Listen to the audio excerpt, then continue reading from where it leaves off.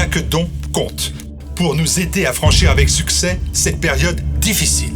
Financez TVL, maintenant. Financer TVL, c'est essentiel.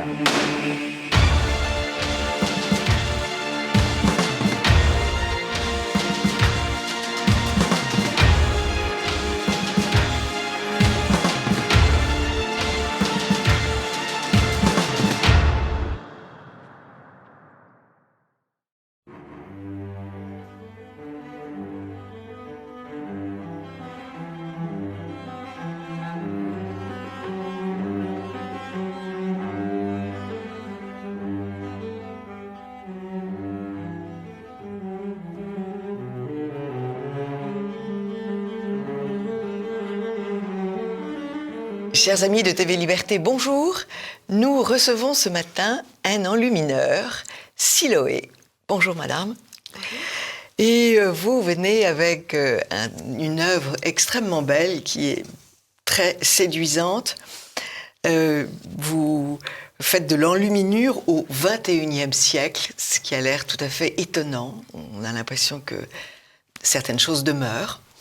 Comment est-ce qu'on devient enlumineur? Qu'est-ce qui vous a donné l'idée d'être enlumineur? À vrai dire, on est plutôt appelé, c'est plutôt une vocation. Ça ne se décide pas intellectuellement, ça s'impose dans la vie. Oui. Voilà. Moi, ça s'est imposé quand j'ai arrêté de travailler, que j'étais enceinte, et que j'ai commencé en parallèle à m'intéresser à la vie du Christ historique, à chercher les propos qu'il aurait vraiment prononcés. Et en parallèle, je me suis mise à pratiquer l'enluminure sans aucune vraiment volonté intellectuelle de relier les deux. Oui. Voilà. Et donc, vous avez pris des cours? Alors, je suis issue d'une famille d'artistes, donc j'avais déjà un petit peu de technique, de pose d'or, de peinture, je connaissais déjà. Vos parents étaient... Artistes tous les deux, oui. Mais artistes dans quel... Peintres. Peintres. Voilà. Ah oui, très bien. Voilà. Déjà un peu dans l'enluminure? Non, pas du tout. C'est ma petite chambre à moi, l'enluminure. Et vous insistez bien sûr sur le côté art sacré. Et nous regardons cette belle icône que vous avez appelée l'âme du copiste. Alors que se passe-t-il sur cette icône? Alors c'est une enluminure romane. Oui. Qui illustre la mort du copiste et le fait que son âme soit sauvée, donc elle est emportée par l'ange, le diable s'en va dépité, parce qu'il a eu cette activité de copiste, de texte sacré pendant toute sa vie. Très bien, et donc oui, son âme pèse sur la balance. Voilà, du bon côté de la balance. Du bon côté de la balance. Elle a la légèreté qu'il faut pour monter au ciel. Oui. C'est fascinant, c'est fascinant cette signification des églises. Et je trouve important d'insister sur cet aspect spirituel de l'enluminure, parce qu'il est souvent un petit peu mis dans un contexte un peu folklorique moyenâgeux. Oui. Et alors certes, c'est très intéressant de faire découvrir l'enluminure dans le contexte du Moyen-Âge, avec toute la force du Moyen-Âge, mais il faut faire comprendre que c'est un art qui peut avoir aussi sa place au XXIe siècle, et notamment par cette recherche de spiritualité. Oui, et puis tout ce qui concerne le Moyen-Âge est spirituel. Le Moyen-Âge, c'est la spiritualité. Oui. C'est d'ailleurs pour ça que l'on dit dans nos écoles républicaines que le Moyen-Âge est obscur. Enfin, on le dit de moins en moins, quand même. Oui. Heureusement. Non, il y a encore des essayistes qui disent que la lumière est venue à la Renaissance. Oui. Non, c'est absolument permanent. Moi, je fais des bonds quand je lis ces articles, mais ça continue. Alors pour moi, ce serait plutôt justement l'inverse. Quand on voit par exemple les traités de technique dans l'enluminure, celui du moine Théophile du XIIe siècle qui commence son texte en présentant son travail à Dieu, qui dit combien il est important de tout partager et de consacrer son temps à cet art sans rien cacher, et le traité de Cennino Cennini, justement du début de la Renaissance italienne, qui insiste sur l'ego de l'artiste, qui doit se trouver son maître. Enfin, on n'est plus du tout dans la même direction. Il n'y a plus de transcendance. Voilà, il n'y a plus de verticalité. C'est l'homme, il n'y a plus de transcendance. D'ailleurs, vous avez illustré, dessiné la prière de l'artisan. Pouvez-vous nous la dire ? Oui, la prière de l'art. Je ne vais peut-être pas la réciter en entier parce qu'elle est très longue, mais c'est un texte qui est connu dans le domaine des métiers d'art depuis le 8e siècle, qui circule vraiment parmi les artisans d'art, et qui est un texte de libération justement de l'ego pour se consacrer vraiment à Dieu. Apprends-moi, Seigneur, à bien user du temps que tu me donnes pour travailler et à bien l'utiliser sans rien en perdre. Apprends-moi à tirer profit des erreurs passées sans tomber dans le scrupule qui ronge. Apprends-moi à prévoir le plan sans me tourmenter, à imaginer l'œuvre sans me désoler si elle jaillit autrement. Et il y a un très beau passage qui dit « Quand je fais mal, il n'est pas sûr que ce soit mal. Quand je fais bien, il n'est pas sûr que ce soit bien. Et mets dans mon travail une grâce de toi pour parler aux autres et un défaut de moi pour me parler à moi-même. » Et c'est très important parce que dans l'enluminure, on en a aussi souvent une vision d'un art très précis qui vise à la perfection. Et c'est pas pour moi l'essentiel d'une enluminure, cette perfection technique. Ça peut être au contraire un écueil et on peut du coup réaliser une belle peinture mais qui ne va pas toucher l'âme. Voilà, donc il y a tout cet équilibre à trouver. C'est d'une modestie, ce texte. Oui, c'est très modeste et en même temps assez exigeant puisqu'il faut consacrer tout son temps à son travail. Bien sûr, bien sûr. Ouais. Enfin, on est... Quand on pense à certains artistes contemporains, on se dit qu'ils devraient faire des stages. Des stages, vous proposez des stages. Voilà, on va le dire tout de suite, on le redira à la fin de l'émission. Mais vous proposez des stages et le prochain ? Alors le prochain, je propose des stages, différents types de stages. Des stages de technique dans mon atelier, donc des stages de week-end, des stages de semaine. Le prochain, c'est la première semaine de juillet. Il y en a un autre au mois d'août, après le 15 août. Et surtout, maintenant, je propose régulièrement des stages d'enluminure méditative dans les abbayes. On passe une semaine, du lundi au vendredi, dans une abbaye. Le prochain, c'est à l'abbaye de Saint-Benoît-sur-Loire, du 11 au 15 septembre. Et on est dans une forme d'immersion. Des moines vont venir peindre avec nous. Donc voilà, c'est une volonté de se relier un petit peu comme l'art de l'icône à une prière intérieure pendant le travail d'enluminure. Oui, vous lâchez le mot. On pense évidemment aux icônes, qui est un art extrêmement codifié, et l'artiste ne doit absolument pas innover, sortir de règles très précises. Alors, dans l'enluminure, il y a aussi des règles à respecter, notamment des règles qui vont nous aider à trouver une harmonie dans notre travail, donc des techniques assez précises. Mais il y a une fantaisie possible, effectivement, qu'on ne trouve pas dans l'art de l'icône. Et il y a même quelquefois un humour terrible dans les bordures gothiques du XIVe siècle, avec des évêques à tête de cochon. Enfin, ils dénoncent toute la société allègrement. Déjà ? Tout en encadrant un texte sacré. Donc c'est une façon d'inclure l'ensemble de l'humanité, du monde, de la vie. C'est un art vivant, extrêmement vivant en fait. Et puis c'est un art qui recherche la justesse. Lors d'un stage d'enluminure méditative, j'avais trouvé une très belle définition d'une mère abbesse du passé de l'abbaye de Jouarre, qui disait que le bonheur, c'était trouver sa juste place dans le monde. Et dans notre travail d'enlumineur, il y a toujours cette notion de justesse, la juste quantité de peinture, ni trop ni trop peu, la juste dessin, tout est dans la justesse justement. C'est l'adage latin, in medium stat virtus. Voilà. Appliqué à l'art. Voilà. Pas uniquement au comportement. Mais c'est vrai que votre œuvre est pleine de fantaisie et de gaieté, je dirais. C'est très, très enlevé, on va le voir. Alors, vous avez travaillé sur les évangiles de Saint Riquier. Oui, alors ça, c'était dans le cadre d'une collaboration avec le CNRS, parce que j'ai beaucoup travaillé les techniques anciennes et les reconstitutions techniques. Et j'ai pu approcher de tout près cet évangile carolingien, qui est conservé à la bibliothèque d'Abbeville, qui est un manuscrit pourpré. Donc un grand manuscrit de luxe. Qu'est-ce que ça veut dire, pourpré ? Ça veut dire que le parchemin a été teinté en couleur pourpre. Ah oui. Alors à cette époque-là, c'était plus la pourpre antique où c'était du murex, des coquillages, c'était des pourpres extrêmement luxueuses. Là, c'était du pholium, donc c'était une plante qui permettait d'obtenir cette couleur. Donc, j'ai fait plein d'essais de reconstitution. Et en faisant ce travail, j'ai pu approcher ce manuscrit et j'ai vu des petits trous de compas qui ne correspondaient pas à juste une réglure, puisqu'ils n'étaient pas juste disposés de chaque côté, ils étaient en plein milieu de l'enluminure. Et à partir de ces petits trous, j'ai reconstitué, j'ai cherché comment l'artiste avait pu construire son enluminure, quel chemin symbolique, quel labyrinthe symbolique il avait suivi pour exprimer. Et c'est fabuleux parce qu'on retrouve exactement le geste, en fait, l'intention. C'est fou ce que vous avez trouvé. Et c'est très beau parce que symboliquement, ça apporte encore plus de force à l'image. Symboliquement, très souvent, la composition, elle est basée sur un rectangle qui est hors champ, qui est plus grand que la page elle-même, qu'on appelle un rectangle d'or, mais qui va vraiment construire toute l'image et relier tous les éléments. Alors, à propos de construction, vous m'avez fort intéressée par l'idée de votre angle sacré. Oui. Expliquez-nous ce que c'est que Alors, l'angle sacré, on le retrouve dans les icônes, justement. Oui. C'est la façon dont les personnages saints s'inclinent, dont le visage des personnages saints s'incline, qui est très précis, puisqu'il s'agit d'un rectangle de 7 cm sur 3 cm, qui suit la diagonale de ce rectangle.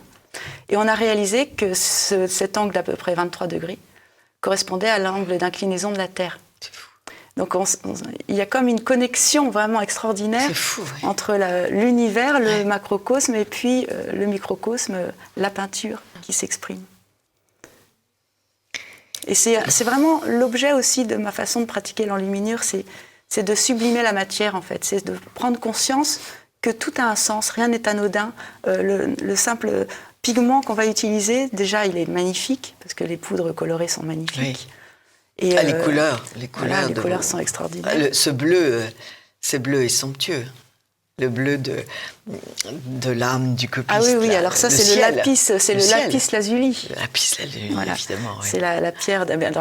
C'est la pierre d'Afghanistan en fait, qui était importée d'Afghanistan, qui coûtait plus cher d'ailleurs même que l'or, et qui permettait d'avoir ce bleu extrêmement profond grâce à des avancées technologiques. Ils avaient réussi vraiment à extraire la lazulite du lapis lazuli. Donc ces couleurs sont fascinantes et sont très vivantes. Et surtout, il y avait même une approche alchimique des couleurs. La fabrication du vermillon, ça demandait un procédé caché dans le creuset. Et il y avait toute une transformation des différents états de la matière qui était vécue symboliquement par l'alchimiste. Vous avez une illustration sur une étagère à pigments. Étagère de mon atelier. Qui est fascinant. D'ailleurs, ces pigments ont des noms étonnants. Oui, il y a des noms qui font rêver. Oui. Parce qu'ils sont souvent, déjà au Moyen-Âge, ils venaient de contrées très lointaines. Oui. Et ils ont gardé leur nom. Et ils ont gardé leur nom, tout à fait. Oui. Alors souvent au Moyen-Âge, ils étaient assez toxiques, les pigments qui étaient utilisés. Leur piment, c'était du trisulfure d'arsenic. Et alors, nos pauvres enlumineurs mouraient ? Non, ils connaissaient la dangerosité des produits. Ils savaient les utiliser, ils savaient les séparer par des cernages pour pas que tel pigment soit en contact avec un autre. C'est un trait en cernant, voilà. Bien sûr. Cernant les zones colorées qui ne devaient pas se côtoyer. Non, ils avaient une grande compréhension du matériau qu'ils utilisaient et une grande présence à ce matériau, une grande sensibilité au matériau, que l'on retrouve justement en fabriquant soi-même ces couleurs. Et qu'on n'a plus quand on achète juste un tube et qu'on appuie sur le tube. Évidemment. Alors, vous m'avez proposé comme thème un art au service de l'espérance. Et vous avez beaucoup d'œuvres sur les anges. Oui. L'ange gardien de la terre, l'ange gardien de Marie. Oui, l'ange gardien de Marie, c'est un thème que je n'ai jamais vu peint, en fait. Pourtant, Dieu sait si... Elle devait heureusement en avoir qu'il devait l'accompagner.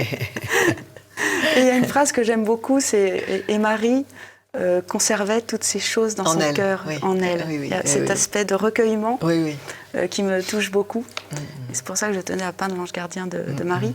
Et puis c'est vrai que je travaille moi sur une création d'un jeu d'oracle des anges. Donc en ce moment, je peins beaucoup d'anges. Et c'est ma thématique. C'est une thématique qui me suit depuis mes études d'histoire de l'art. Donc les anges m'accompagnent.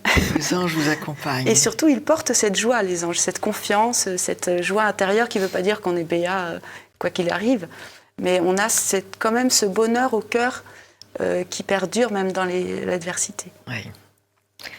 Et on a besoin d'eux. Alors, quand vous dites Oremus, vous présentez un personnage en train de prier ?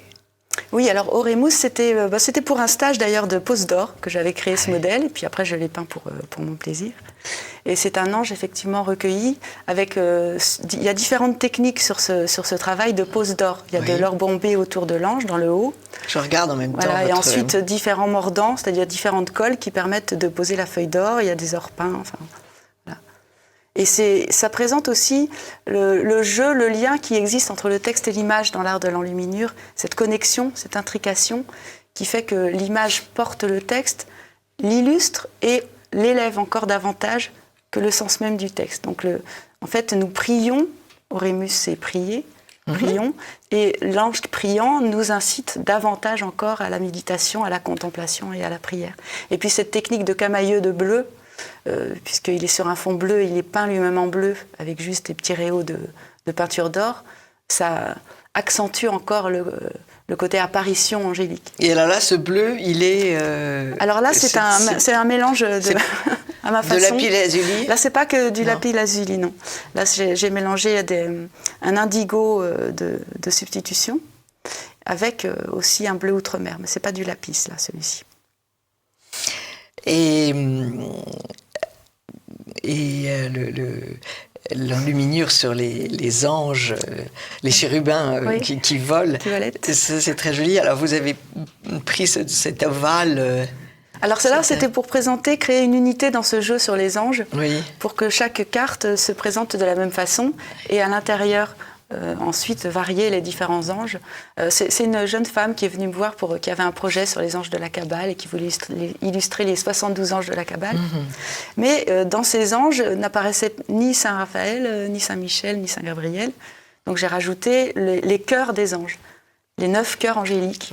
Donc je voulais exprimer les chérubins, les trônes, les principautés, et pouvoir peindre ces archanges qui me sont chers. Alors, il y en a une qui est absolument étonnante, c'est « Écoute et penche l'oreille de ton cœur ». Alors, on voit l'ange penché, et en effet, un personnage qui met sa main sur l'oreille pour écouter. Oui, c'est l'ange gardien du réveil aussi. Ça. Il y en a deux qui sur cette thématique-là, en fait. Il y a celle que vous évoquez, où je me suis inspirée d'un ange de l'époque pré-romane anglaise, ce grand ange bleu là, qui se penche sur le monde endormi et un peu agglutiné dans sa matière, et qui essaye de les réveiller. Et celui d'après, je crois que c'est celui qui est après, voilà, là, c'est vraiment marqué « Écoute et penche l'oreille de ton cœur sur le phylactère ». Et celui-ci, c'est dans un contexte qui m'aime beaucoup, parce que c'est une personne que j'aime beaucoup, sa maman était très malade, elle m'a commandé la peinture de l'ange de naissance de sa maman. Et c'est la phrase qui m'est venue pendant que je le peignais, pour elle, et pour qu'elle écoute les signes que sa maman peut lui envoyer une fois qu'elle est montée au ciel. Alors, il y a un beau Saint-Michel, tout à fait remarquable, avec sa belle épée. Oui, et puis je l'ai entouré des plumes de paon, parce que le paon, c'est l'oiseau de l'éternité et du paradis. Donc il a l'air assez exigeant, il est assez martial, mais il baigne en fait déjà au paradis pour montrer que sa justice sera quand même clémente. Oui. J'en profite pour annoncer aux auditeurs, parce que je les avais alertés, que la statue de Saint-Michel à Saint-Michel d'Oléron va être réinstallée malgré l'obstination de 2 laïcards, de la pensée laïque, 2 laïcards sur toute une ville, mais ils font la loi. La ville entière voulait remettre cette statue. Et le maire a trouvé une solution, et le maire et le curé de l'église probablement, ils vont refaire l'accès pour les personnes en voiture d'handicapés qui étaient pas commodes. Et donc, ils vont racheter une partie du terrain pour refaire cette montée vers l'église. Et à cette occasion, ils vont pouvoir, sur ce terrain qui va devenir privé, remettre la statue. Voilà, quand je disais que tout coûte cher, la liberté coûte cher, mais ils ont réussi, la statue va revenir. Et ça, c'est quand même une grande nouvelle. Oui, c'est très important que la beauté demeure dans le monde. Il y a une très belle phrase de Bourdelle, Antoine Bourdelle, le sculpteur, et que je cite très souvent dans les stages, qui durent quand même souvent 7 heures d'affilée, donc il faut quand même une sorte de persévérance. Il faut ranimer les troupes. Et je leur dis, Bourdelle nous dit, heureux ceux qui combattent pour la beauté, leurs jours sont bénis. Ils sentent vivre en eux tout un infini, ils ont comme un pressentiment d'éternité. Et c'est ce qu'on peut éprouver devant ces statues, justement, devant ces œuvres, devant ces... Bien sûr, oui, non, ça, je suis bien d'accord avec cette phrase de ce grand Bourdelle. Alors, oui, on vous demande des anges de naissance. Voilà, donc, tout à fait. Puisqu'à notre date de naissance correspond un ange particulier dans l'esprit de la Kabbale. Et qui porte le nom de Dieu. Alors, ce sont des noms hébraïques. Donc moi, je ne connais pas l'hébreu, mais leur traduction est souvent est magnifique. Par exemple, Dieu, Poyel, Dieu qui soutient l'univers. Voilà, ils ont tous le nom de Dieu dans leur nom, et puis tous une mission particulière pour encadrer l'activité, l'action de Dieu dans le monde. Donc au lieu d'offrir un bavoir, on peut offrir un ange de naissance. L'image de son ange de naissance, c'est quand même c'est plus utile. Oui. Surtout que les mères ne mettent plus de bavoir. Donc... Il y a des couples aussi qui peuvent commander leurs anges réunis sur une même œuvre, et puis on évoque l'ange de chacun et leur rencontre. La rencontre de ces anges. On dit souvent que quand on a, par exemple, quand on a une conversation avec une difficulté avec quelqu'un, il faut, avant la conversation, demander à son ange de s'adresser à l'ange de l'autre personne pour que déjà, dans l'immatériel, il y ait une connexion qui se crée. Pourquoi j'ai des difficultés avec certaines personnes? Je ne fais pas ça. Bon, je vais appliquer la règle. De toute façon, tout est pour se libérer. La prière de l'artisan, par exemple, elle n'est absolument pas moralisante. Non. C'est de l'humilité, mais pas du tout pour se flageller. C'est pour se libérer de ce qui pourrait nous peser, en fait, et nous entraver. Et là, c'est la même chose. Qu'est-ce qui entrave la relation? Demandons au ciel de le libérer. Oui, c'est trop compliqué, vas-y. Voilà, c'est pas pour autant que j'y arrive toujours. Vas-y, mon Dieu. Alors, il y a une enluminure que j'aime beaucoup, c'est Saint-Gerbert, que je ne connaissais absolument pas. Oui, alors Gerbert... Et comme mon prochain invité s'appelle Gerbert, donc je me documente. Saint-Gerbert, qu'est-ce qu'il a fait? Alors Gerbert, c'est un peu mon saint patron, puisque mon activité s'est vraiment lancée après que j'ai travaillé sur lui en 2013. Ça faisait déjà de nombreuses années que je peignais, mais j'avais pas encore, je ne m'étais pas tournée vers l'extérieur pour montrer mon travail. Et j'ai réalisé 12 enluminures en collaboration avec les archives d'Aurillac sur Gerbert d'Aurillac, qui était le premier pape français en l'an 1000. Ah oui. Et qui ont complètement méconnu d'ailleurs, pas tellement bien assumé par l'Église, puisque aucun membre de l'Église n'est venu au vernissage. Il a été en fait vilipendé dès son époque, parce qu'il était d'origine modeste, alors qu'à son époque, en l'an 1000, c'était toujours des grands qui étaient nommés à ce type de poste. C'était des aristocrates. Très proches de l'empereur germanique Othon. Ah oui. Et donc, on a même dit qu'il avait fait un pacte avec le diable, parce que ce jeune berger, remarqué par les moines d'Aurillac, ils ont remarqué sa grande intelligence et ils l'ont envoyé se faire former en Espagne. Il a eu accès à toute une connaissance que les autres n'avaient pas. Donc, c'était quelqu'un de brillant. Et ça, on n'aime pas les gens brillants. Et puis, très libre aussi. Toujours très libre. Et ses lettres ont été publiées. Ce qui m'a permis, dans chacune de mes enluminures... Alors, c'est un travail qui est... vraiment, j'ai essayé de me reconnecter avec le style des enluminures de son époque. Oui. Et chacune cite une phrase de Gerbert. Et c'est Gerbert qui nous parle. Cette graphie verticale, c'est des textes de Gerbert. Voilà, tout à fait. Ouais. Et puis il y a aussi le nom, le fait qu'il soit pape, parce que là c'est Gerbert pape. Donc, Et là vous êtes gonflé parce que vous mettez tout en latin. De l'autre côté, vous mettez une petite traduction. Oui, voilà.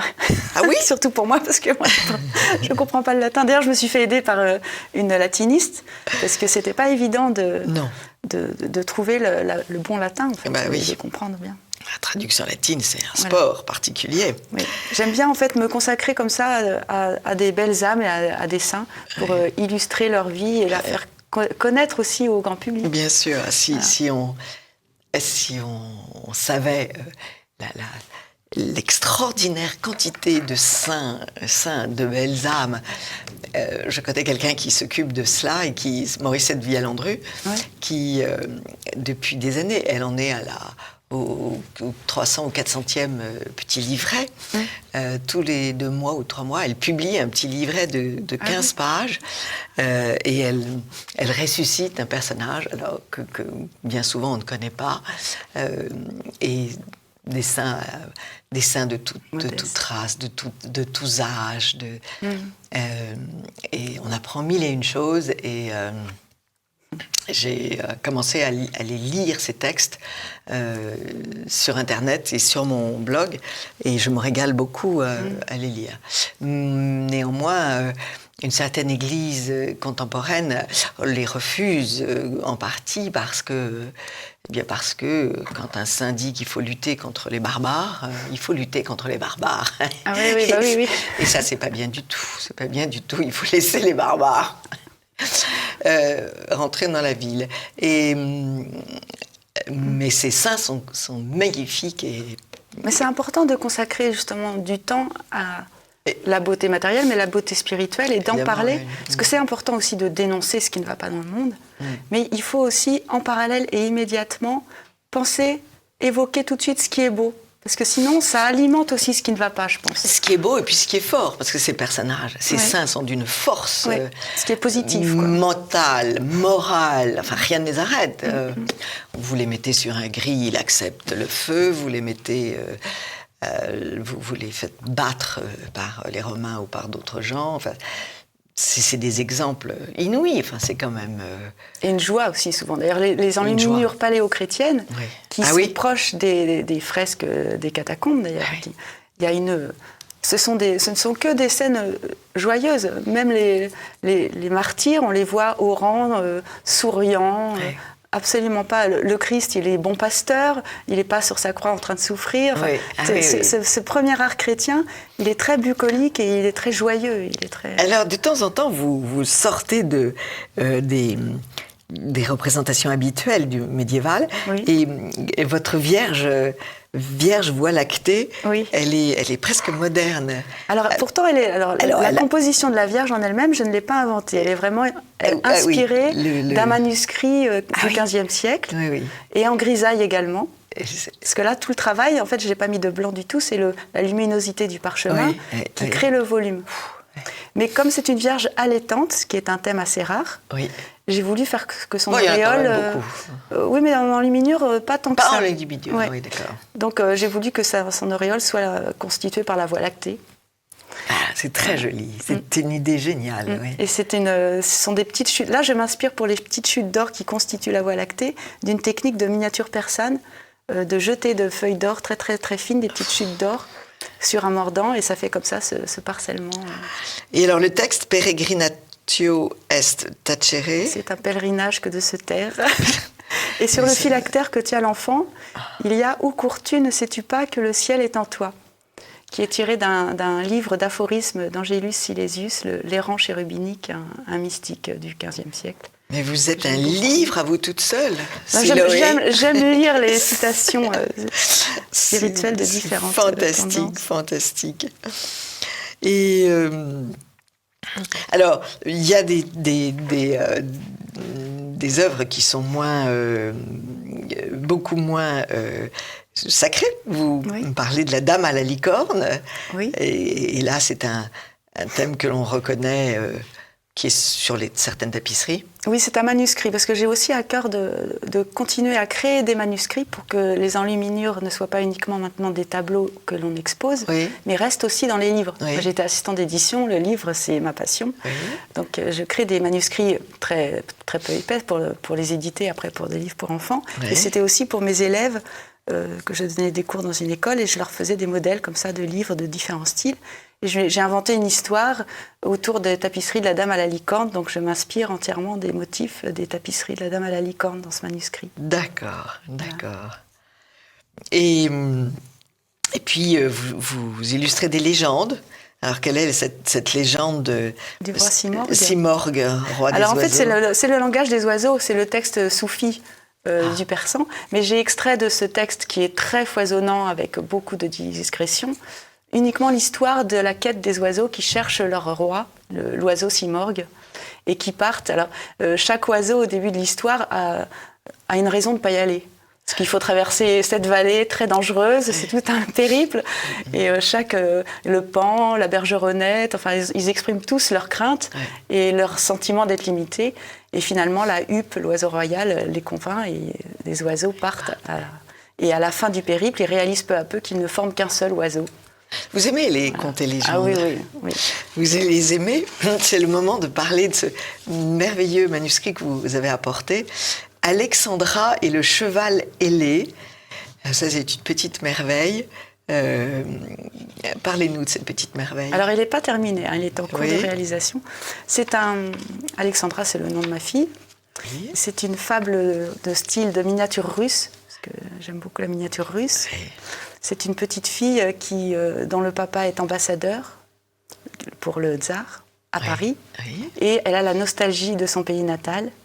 Et tous les soirs, elle se promène le long de la Seine jusqu'au pont Alexandre III. Et au pied du cheval d'or ailé, d'un des chevaux d'or ailé, elle lui chante une petite chanson pour lui demander de la ramener chez elle.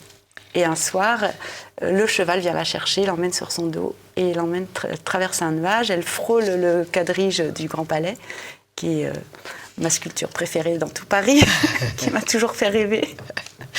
Alors on m'a fait remarquer que je ne voyais que le quadrige et l'élan merveilleux et non pas le personnage en train de tomber qui tient un parchemin. Celui-ci, c'est vrai que la femme qui tombe, je l'ai occulté. Je n'ai vu que les chevaux qui s'élancent. Voilà. Et elle frôle ce quadrige et elle traverse un nuage et elle se retrouve en Russie. Mais en Russie, donc elle assiste à un mariage russe, elle est très heureuse de retrouver la Russie, mais elle réalise que finalement elle a la nostalgie de ceux qu'elle aime et que c'est eux, sa vraie famille. Et donc le cheval la ramène à Paris. À Paris, oui. La nostalgie russe, c'est un thème... Moi j'ai du sang russe, alors forcément ça me parle. Voilà, tous les Russes qui sont à Paris sont des êtres tous nostalgiques parce qu'ils ne sont plus dans leur paradis. Et on doit être extrêmement... on doit être plein de compassion pour eux. Parce que ce sont les Européens qui leur ont foutu la révolution russe. Et je ne vois pas un Russe, ni même un Ukrainien, pour dire les 70 ans de communisme, c'est votre faute. C'est vous, c'est vous qui... Lénine s'est inspiré des massacres de la Vendée. Donc, ma grande-tante, elle avait épousé un prince russe qui était complètement clochardisé dans Paris. Oui, non, c'est... Et alors, c'est dans un style, c'est sur papier peau d'éléphant, donc c'est un papier végétal qui imite le parchemin, mais il est teinté en noir. Peau d'éléphant, pourquoi peau d'éléphant? Parce qu'il est gris. Je ne sais pas pourquoi il l'appelle comme ça. Non, il a aussi une teinte naturelle, mais parce qu'il est un peu veiné. Alors, c'est peut-être pour ça qu'il l'appelle comme ça. Mais c'est pas de la peau animale, c'est du végétal. Oui. Mais ça fait le côté... En fait, le fond noir, on retrouve ça aussi on le retrouve dans la prière de l'artisan. Ça se réfère aux heures noires qui étaient réalisées à la cour des ducs de Bourgogne au XVe siècle. Et ça, le fond noir porte vraiment, en fait, l'image de façon très forte et très mystérieuse et apporte beaucoup à la Et alors ce blanc, qu'est-ce que c'est ce blanc? Alors je travaille en fait, là c'est une page qui n'est pas terminée, je dois travailler tous les fonds pour que les couleurs soient lumineuses sur le fond noir. Par exemple un rouge, je ne peux pas mettre du blanc dedans, ça deviendrait rose. Oui. Donc pour qu'il garde sa force de rouge, je dois en fond travailler à tempéra, donc comme les icônes avec du jaune d'œuf, pour que ça ne se redilue pas quand je vais poser par-dessus les couleurs. Et je fais comme des grisailles finalement, je modèle en blanc avant de poser les couleurs. C'est fou ce qu'on apprend de choses. On a envie de Alors, ce très beau manuscrit, qui est donc un cadeau pour votre fille, va peut-être être édité. Oui, j'aimerais bien. Et j'aimerais bien qu'il soit édité en bilingue aussi. Vous nous le redirez. Voilà.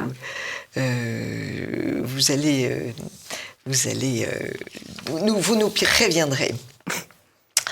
Alors, vous avez des projets d'exposition?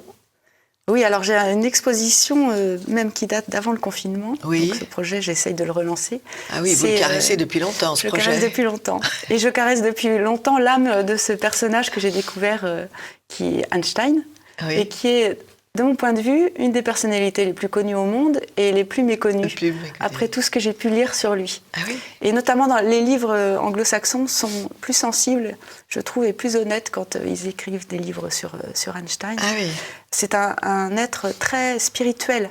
Il ne se référait pas à une religion particulière, parce que c'est un être aussi qui se voulait très libre, mais il parle beaucoup, beaucoup de spiritualité dans son travail, et très libre et très aussi pertinent sur les enjeux, justement, géopolitiques de son époque. Et j'ai à cœur de faire une exposition de groupe avec différents artistes de toutes disciplines. D'accord. l'idée, j'avais déjà des contacts avec la maison Einstein de Berne qui allait organiser un colloque art et sciences. Oui. Alors dans un tout petit espace, parce qu'à Berne, tous les espaces sont petits, ce sont des toutes petites galeries. Et puis faire une exposition itinérante sur Paris. Donc à Berne, ce serait Einstein, homme de science. Oui. À Paris, Einstein, homme de paix. Et puis à Princeton, Einstein, professeur. Et puis, donc c'est un projet un peu d'envergure. Il va falloir que je m'y replonge. Et pour ce projet, moi, j'avais commencé à travailler dessus. J'avais fait un lion cosmologique qui sort un petit peu aussi de la miniature, puisque c'est une peau entière de mouton. Donc il fait plus d'1 mètre de long. Il est peint entièrement comme le blanc du livre manuscrit à tempéra. Ah oui. Et il réunit plus de 170 animaux,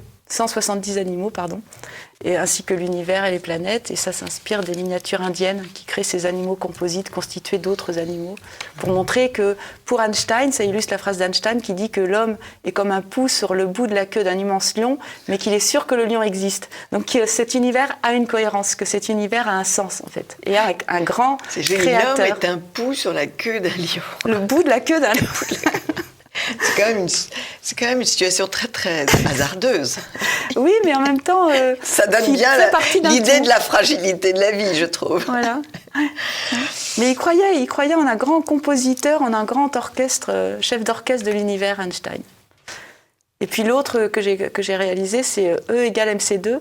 Oui. Donc sa célèbre formule, mais inspirée, sur fond noir aussi, sur parchemin noir, inspirée de l'enluminure insulaire, c'est-à-dire les enluminures du style du livre de Kels, qui était réalisé au 7e sur lequel nous avons fait une émission. Oui. Parce que moi j'ai une passion pour l'enluminure et un artiste a fait une adaptation du livre de Kels, contemporaine, et c'est une émission qui a beaucoup, beaucoup plu. Alors vous faites aussi des blasons. Oui. Des blasons et alors là j'ai pas compris parce que la devise c'est Semper Fidelis, le S donc Semper, mais alors là c'est en fait c'est un père de famille qui a 2 jumeaux qui étaient devenus un peu frères ennemis. Ah oui, oui. Et donc il m'a demandé, j'ai entrelacé les initiales des 2 jumeaux et il a pris comme devise toujours fidèle pour essayer d'insuffler, réunifier un petit peu les 2 âmes rebelles. Ah c'est joli, c'est joli. Mais j'aime bien essayer de montrer que les blasons, ça n'a pas été, c'est-à-dire ça n'est pas qu'au Moyen-Âge et ça n'est pas que pour les familles nobles, que ça a toujours existé dans toutes les situations, toutes les familles, et que ça permet, c'est pas orgueilleux de faire son blason ou de réfléchir justement sur ce que pourrait être son blason, c'est plutôt un travail à nouveau d'humilité, d'approfondissement de soi-même, d'approfondissement de soi, et puis de quelles sont les valeurs importantes. Qui suis-je vraiment ? Voilà, et puis qui va nous aider à les maintenir et à garder le cap en fait. Voilà. Qui suis-je vraiment ? Et puis, vous faites des ex-libris. Oui, ça, c'est très joli. C'était une habitude ancienne. Vous prêtiez un livre et comme vous vouliez qu'il revienne dans votre bibliothèque, vous mettiez une image qui représentait votre bibliothèque. Tout à fait. Oui, j'aime beaucoup cette idée. Et j'aime beaucoup aussi le fait... Alors, de nos jours, avant, il l'imprimait sur des petits papiers de soie ou il l'encollait sur le livre. Là, de nos jours, on peut faire des tampons, on peut faire des timbres secs. Enfin, il y a plein de façons d'utiliser après l'ex-libris. Alors, votre ex-libris de l'atelier Siloé, c'est une sorte à la fois de cheval et d'oiseau. Oui, alors c'est aussi inspiré de l'art insulaire et ça fait référence à un magnifique film et à une magnifique légende qui est le cheval venu de la mer.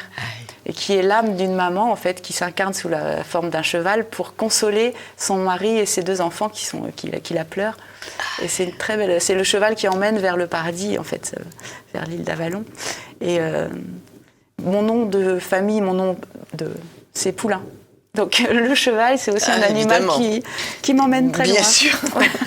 Voilà. Bien sûr, bien sûr. Alors, finissons cette émission en réévoquant vos stages d'enluminure méditative à l'atelier de Siloé, du 11 au 15 septembre 2023 à l'abbaye de Fleury, à Saint-Benoît-sur-Loire. Et vous avez un site internet qui s'appelle atelier-siloé.fr Et une adresse mail, atelier de Siloé tout attaché @gmail.com. Et alors même les débutants peuvent venir assister à ce stage. Tout le matériel est compris, sauf les personnes qui veulent vraiment travailler que sur du parchemin, utiliser de la feuille d'or. Et il en coûte 450 € pour toute la semaine. C'est une semaine, ah oui. Voilà, du lundi au vendredi. Ah oui, c'est alors bien. plus l'hébergement en abbaye. Voilà, 450 € pour ma partie oui. Mais ça va pas être très cher, l'hébergement en abbaye. Voilà, j'essaye de trouver des abbayes qui ne sont pas devenues des hôtels. Parce que certaines, c'est un petit peu business quand même, je trouve. Luxe, oui. Alors, ça n'empêche pas que ce 4 soit le étoiles. luxe. Parce que, par exemple, à Jouarre, je vais aussi d'ailleurs en avril 2024 aussi. Oui. Je fais encore un stage d'enluminure méditative. C'est un accueil tout à fait bénédictin et très modeste au niveau tarif, mais les chambres, c'est 4 étoiles. C'est les douches à l'italienne dans les chambres, c'est incroyable. Hein, ça peut être très confortable aussi. Merci beaucoup, Siloé, de nous avoir enchantés ce matin. Je vous en prie, c'était un plaisir. Et revenez nous tenir au courant de la publication de cette belle légende russe que vous avez imaginée. Je ne manquerai pas. Merci beaucoup. Merci à vous. Chers amis de TV Liberté, à très vite.